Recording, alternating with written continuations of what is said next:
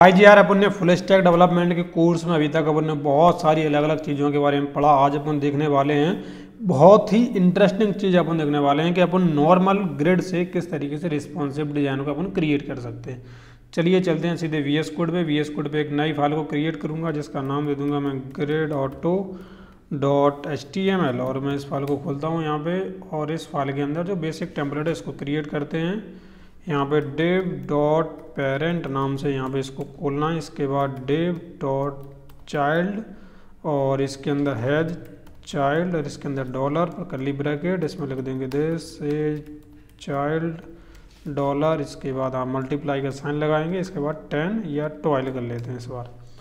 तो अपन ने क्या किया, 12 को क्रिएट कर लिया। इसके बाद मैं यहाँ पे टाइटल के अंदर एक स्टाइल टैग देता हूँ। यहाँ पे स्टाइल टैग देने के बाद यहाँ पे पेरेंट को अपन एक्सेस कर लेंगे। इसके बाद मुझे यहाँ पे क्या करना है, जो इसकी जो डिस्प्ले है इसको क्या करना पड़ेगा, ग्रिड करना पड़ेगा। इसके अंदर अपन को बॉर्डर दे देते हैं 3 पिक्सल का सॉलिड और रेड कलर का। इसको मुझे करना पड़ेगा गो लाइव, और गो लाइव करेंगे। अभी यूट्यूब पे अभी कभी लाइव आने का मन मेरा भी है, बहुत ही जल्दी आऊँगा कभी ना कभी। एंड जैसे चाइल्ड 1 2 करके यहाँ पे 12 अपन को देखने के लिए मिल गए। ठीक है, अब अपन को यहाँ पे क्या करना है, अब अपन को यहाँ पे सबसे पहले तो मैं यहाँ पे grid GTC grid template column 4 column यहाँ पे 1FR के क्रिएट कर सकता हूँ इस तरीके से। ठीक है, तो इससे क्या हो जाएगा, अपने पास 4 कॉलम हो जाएंगे, यानी कि 3 रो हो जाएंगी। वो ये चीज़ तो आपको मालूम होनी चाहिए कि रो और कॉलम अपन ऑटोमेटिक डिवाइड कर सकते हैं। इसके बाद मैं यहाँ पे क्या करता हूँ, इसके बाद मैं यहाँ पे डॉट जो चाइल्ड है अपना, इसको एक्सेस करूँगा। इनको मैं दे दूँगा बैकग्राउंड कलर एक्वा, इसको ब्लैक दे देता हूँ। और ब्लैक दे देंगे तो कुछ इस तरीके से हो जाएगा। अब मुझे यहाँ पे ग्रिड गैप के नाम से ग्रिड गैप, और यहाँ पे 1 REM या 2 REM का अपन यहाँ पे दे सकते हैं। ये थोड़ा सा ग्रिड गैप, तो कुछ इस तरीके से ये थोड़ा ज़्यादा हो गया, इसको मैं 1 REM कर देता हूँ। ठीक है, हाइट इसको थोड़ा सा मुझे देना पड़ेगा, तो मैं क्या करता हूँ, इसकी जो हाइट है वो मैं क्या कर देता हूँ, कम से कम 1 सेकंड यहाँ से करता है ना, डायरेक्ट अपन यहाँ से करते हैं। और ग्रिड टेम्पलेट इसको रो करता हूँ मैं, रो। और यहाँ पे क्या करूँगा, यहाँ पे सबको मैं दे दूँगा 50 पिक्सल। और अपने पास कितने हैं टोटल, अपने पास 12 है ना, तो 12 को अपन दे देंगे 50 पिक्सल। तो इस तरीके से अपने पास पूरे 12 को 50-50 पिक्सल का मिल जाएगा। अब क्या करना है, अब इसको कलर का वो है ना, तो इसके कलर को अपन कर देते हैं रेड कलर। इसका जो फ़ॉन्ट साइज है वो उसको भी अपन कर देते हैं 22 पिक्सल। तो इस तरीके से अपना बन के तैयार हो जाएगा। कुछ इस तरीके से अपन को दिखाई देने लगे पूरे 12 के 12 अपने डिव। अब बात आती है कि इसके अंदर जब अपन ने फ्लेक्स पढ़ा था तब अपन ने देखा था जस्टिफाई कंटेंट और अलाइन आइटम्स प्रॉपर्टी को।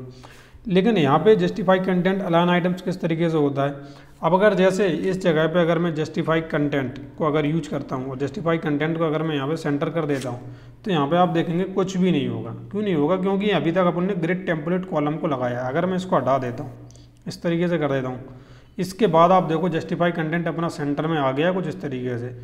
ठीक है, तो जस्टिफाई कंटेंट भी अपन अगर देखें तो केवल 2-3 प्रॉपर्टियाँ जो अप्लाई हो सकती हैं, सेंटर, उसके बाद अपना स्टार्ट, और इसके बाद अपना एंड। केवल ये 3 प्रॉपर्टी अपनी क्या हैं, अप्लाई हो सकती हैं। अगर मैं यहाँ पे एंड दे दूँ, एंड, तो इस तरीके से क्या है, अपनी 3 प्रॉपर्टी अप्लाई हो सकती है। लेकिन इसके अंदर अगर आप चाहते हैं स्पेस इवनली या स्पेस अराउंड का अप्लाई करना, तो आप देखेंगे कि उसके अंदर ये सारी चीज़ों का कोई भी जगह नहीं है। क्यों नहीं है, क्योंकि आपको मालूम है कि अगर जब आपने अलाइन आइटम्स पढ़ा था, अलाइन आइटम सेंटर के बारे में जब आपने पढ़ा था, तब आपने उसमें समझा था, कितने आसानी से अपन ने वहाँ पे समझा था कि क्या हो रहा था वहाँ पे। अब वहाँ पर भी ये सारी प्रॉपर्टी अप्लाई नहीं हो रही थी, केवल फ्लेक्स एंड, फ्लेक्स स्टार्ट और फ्लेक्स सेंटर वाली प्रॉपर्टी अप्लाई हो रही थी अलाइन आइटम्स में। तो वो क्यों अप्लाई हो रही थी, क्योंकि वो वर्टिकल वे में है। और अगर ग्रिड की बात करूँ तो ग्रिड अपना हॉरिजॉन्टल वर्टिकली दोनों लेके चलता है, इसीलिए जस्टिफाई कंटेंट की केवल 3 प्रॉपर्टी अप्लाई हो रही हैं। और इसके अंदर अगर अलाइन आइटम्स की बात करें, आपको अलाइन आइटम्स का कोई भी रिफ्लेक्शन इसके अंदर दिखाई नहीं देगा अपने एलिमेंट के ऊपर। बाय डिफ़ॉल्ट दिखाई नहीं देता, लेकिन एक्चुअल में होता है, लेकिन वो इंटरनली होता है। तो उसके बारे में बात करने का कोई ज़्यादा मतलब बनता नहीं है। लेकिन अभी मैं इसको बंद करता हूँ। और ये वाला जो था इसको अपन क्या करेंगे, अब अपन बनाएंगे तो सही ग्रिड टेम्पलेट कॉलम, लेकिन अलग तरीके से बनाएंगे। कैसे बनाएंगे वो मैं आपको दिखाता हूँ। अब मैं यहाँ पे GTC करूँगा और GTC करने के बाद रिपीट के अंदर मैं यहाँ पे क्या करता हूँ, ऑटो फिल लिखता हूँ, ऑटो फिल। और यहाँ पे क्या करूँगा, यहाँ पे मैं 2 चीज़ें और दूंगा। क्या दूंगा, एक होता है मिन मैक्स। अभी मिन मैक्स क्या है, मिन मैक्स के अंदर मैंने कर दिया यहाँ पे 300 पिक्सल और 1 FR। अभी क्या है, किस तरीके से काम करता है, अगर मैं इसको हटा दूँ तो आप देखो रो को मैंने यहाँ पे हटा दिया है। और यहाँ पे देखो बाय डिफ़ॉल्ट यहाँ पे 1 2 3 अपन को देखने के लिए मिल रहा है, ठीक है, 3 देखने के लिए मिल रहा है। आप मैंने यहाँ पे कर दिया इंस्पेक्ट, और इंस्पेक्ट पे मैं क्या करता हूँ, इंस्पेक्ट पे जैसे ही किया तो पहले तो आप देखो कि 3 की जगह 2 हो गए, पहले 3 कॉलम थे यहाँ पे 2 हो गए ऑटोमेटिक, अपन ने कुछ नहीं किया। और इसको मैं थोड़ा सा नीचे कर देता हूँ और इसको थोड़ा सा अच्छी तरीके से दिखाई दे। अब इसको जैसे जैसे छोटा करता जाऊँगा, ध्यान से देखना, जैसे जैसे छोटा करता गया यहाँ पे देखो बन के उसमें आ गए, और यहाँ पे देखो जैसे जैसे छोटा करता जा रहा हूँ यहाँ पे छोटे होते जा रहे हैं। मतलब अपन को रिस्पॉन्सिव करने की ज़रूरत नहीं पड़ रही है, वो ऑटोमेटिक रिस्पॉन्सिव हो रहे हैं। अब ये किस तरीके से हो रहे हैं, अगर मैं इसको 200 पिक्सल कर दूँ, 200 पिक्सल कर दूँ, अब मैं अगर इसको किस तरीके से करता जाऊँगा तो अपना कितना आसानी से अपन ने रिस्पॉन्सिव डिजाइन अपन ने क्रिएट कर लिया। जैसे जैसे अपन यहाँ पे थोड़ा बड़ा करते जाएंगे ऑटोमेटिक कॉलम बढ़ते जाएंगे। अब अपन को ऑटोमेटिक कॉलम बढ़ाने की ज़रूरत नहीं है। पहले अपन क्या कर रहे थे, पहले अपन उसको बढ़ा रहे थे कि अपन पहले 2 कॉलम क्रिएट कर रहे हैं, 3 कॉलम कर रहे हैं, 4 कॉलम, और तब अपन फिर भी अपना वो रिस्पॉन्सिव डिजाइन नहीं था। लेकिन यहाँ पर अगर अपन ऑटो फिल का यूज कर रहे हैं तो अपन देखो कितनी आसानी से रिस्पॉन्सिव डिजाइन बना सकते हैं। अब लेकिन ऑटो फिल में एक परेशानी है, 2 प्रॉपर्टी होती हैं, ऑटो फिल और ऑटो 2 प्रॉपर्टी होती है, ऑटो फिल और कौन सी होती है, ऑटो फिट होती है, 2 प्रॉपर्टी होती है। अगर मैं यहाँ पे जो अपने पास इतने सारे हैं इसकी जगह पे मैं क्या कर देता हूँ, कुछ को ब्लैंक कमेंट कर देता हूँ।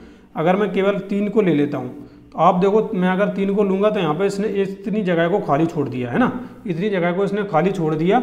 लेकिन अगर मैं इस तरीके से करता हूँ, यहाँ पर जाऊँगा और यहाँ पर इसको इंस्पेक्ट करूँगा, और इंस्पेक्ट करने पर जैसे जैसे मैं इस तरीके से करूँगा, यहाँ पे देखो इसने पहले 3 जो अपने 3 ब्लॉक हैं, 3 जो कॉलम है वो उसने क्रिएट कर लिए, जितना उसको स्पेस चाहिए था उतना स्पेस उसने क्रिएट कर लिया। जैसे जैसे मैं ऐसा करता जाऊँगा वो अपने तीनों छोटे होते चले जाएंगे, यानी कि रिस्पॉन्सिव तो हैं। लेकिन जब ये बड़ी विड्थ के ऊपर, बड़ी डिवाइस के ऊपर जा रहे हैं तो ये क्या खाली जगह छोड़ रहे हैं, ये जो बाकी की बची हुई जगह है उसको वो खाली छोड़ देते हैं अगर अपन ऑटो फिल का यूज कर रहे हैं तो। लेकिन इसी चीज़ को अगर मैं ऑटो फिल की जगह ऑटो फिट कर दूँ, ऑटो फिट अगर मैं कर देता हूं तो इसी चीज़ को अभी आप देखो इसने पूरा ब्लैंक जो जगह थी वो भर दिया है। अगर मैं इंस्पेक्ट पे जाऊं, इंस्पेक्ट पे जाने के बाद करूं तो वो प्रॉपर्टी सेम अप्लाई होगी कि जहां पे जिस तरीके की ज़रूरत है उतने उसने ले लिए, ठीक है। तो इस तरीके से अपन क्या कर सकते हैं, अप्लाई कर सकते हैं। अगर मैं ग्रिड गैप को हटा दूँ तो यहाँ पर वो भी चीज़ हट जाएगी जो अपन पहले अभी देख रहे थे, ठीक है ना। ग्रिड गैप रखते हैं जिससे अपन को समझ में आ जाएगा कहाँ पर किस तरीके से अप्लाई हो रहा है। तो 200 पिक्सल तक अपन का देखो मैक्सिमम अपन के 200 पिक्सल अपन यहाँ पे मेंशन क्या कर रहे हैं, ये जो 200 पिक्सल और 1 FR दे रहे हैं, ये इसका मतलब क्या है, इसका मतलब ये है कि ये जो आप विड्थ है, ये जो आप इतने सारे जो एलिमेंट हैं अपने चाइल्ड 1 चाइल्ड 2 चाइल्ड 3 के, इनका मिनिमम से मिनिमम विड्थ कितनी हो सकती है 200 पिक्सल। मैक्सिमम से मैक्सिमम अपने आप को 1 FR के अंदर डिवाइड करते हैं, मैक्सिमम से मैक्सिमम 1 FR के अंदर डिवाइड करते हैं। और आप जितना हो सके ऑटो फिट का यूज करना, क्योंकि ऑटो फिट ऑटोमेटिक इसको फिट कर देता है। ऑटो फिल क्या करता है, जगह को खाली छोड़ देता है जो बेकार लगता है। अब ऐसी सारी चीज़ों को कहाँ पे यूज़ किया जाता है, ऐसी सारी चीज़ों को यूज करने के लिए मैं क्या करता हूँ, इन सबको अभी मैं थोड़ी देर के लिए हटाता हूँ। इस डिप के अंदर मैं देता हूँ इमेज टैग, और इमेज टैग 1 नहीं देता हूँ, मैं देता हूँ 5। मैंने यहाँ पे 5 इमेज टैग दिए और मैंने इसको मैं अरेंज करता हूँ और ये कुछ इस तरीके से अपन को दिखाई दे रहा है। तो अगर मैं इसको थोड़ा सा अरेंज कर लूँ और यहाँ पे इस तरीके से और यहाँ पे इस तरीके से, अब इस सोर्स के अंदर क्या करता हूँ, सोर्स के अंदर मैं यहाँ पे जो अपने पास होगी एक फ़ाइल है, ये वाली फ़ाइल मैं सबके अंदर डाल देता हूँ और .html, ये वाली फ़ाइल इसके अंदर भी, ये वाली फ़ाइल इसके अंदर भी, html ये वाली इसके अंदर भी, html वाली और इसके अंदर भी। तो अभी क्या होगा, अभी बाय डिफ़ॉल्ट देखो अपने पास इतनी बड़ी बड़ी फाइल हैं तो ये किसी भी तरीके से अपन को दिखाई नहीं दे रही, मतलब सही तरीके से अपन को अरेंजिंग ऑर्डर में दिखाई नहीं दे रही। अगर मैं क्या करता हूँ, इसको ऑटो फिट यहाँ पे 200 पिक्सल है, अगर मैं इसकी हाइट को अगर विड्थ और हाइट को अगर सेट कर दूँ, जैसे जो अपनी रो वाली थी इसको मैं कर दिया और मैंने यहाँ पे 50 पिक्सल कर दिया है। अगर मैंने इसको 50 पिक्सल कर दिया, अब इमेज को तो अपन को अलग से टारगेट करना पड़ेगा ना, क्योंकि चाइल्ड नाम से तो कोई प्रॉपर्टी है ही नहीं। तो अभी इसको मैं करता हूँ बंद, और मुझे यहाँ पे क्या करना पड़ेगा, मुझे डायरेक्ट इमेज को टारगेट करना पड़ेगा।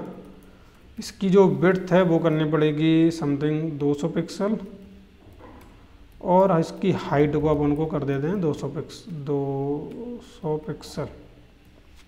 ठीक है, तो अभी देखो किस तरीके से दिखाई दे रहा है। यहाँ पे एक दूसरे के ऊपर जो कुछ इमेजेस अभी ओवरराइड हो रही हैं, ओवरराइड क्यों हो रही हैं उसको चेक कर लेते हैं।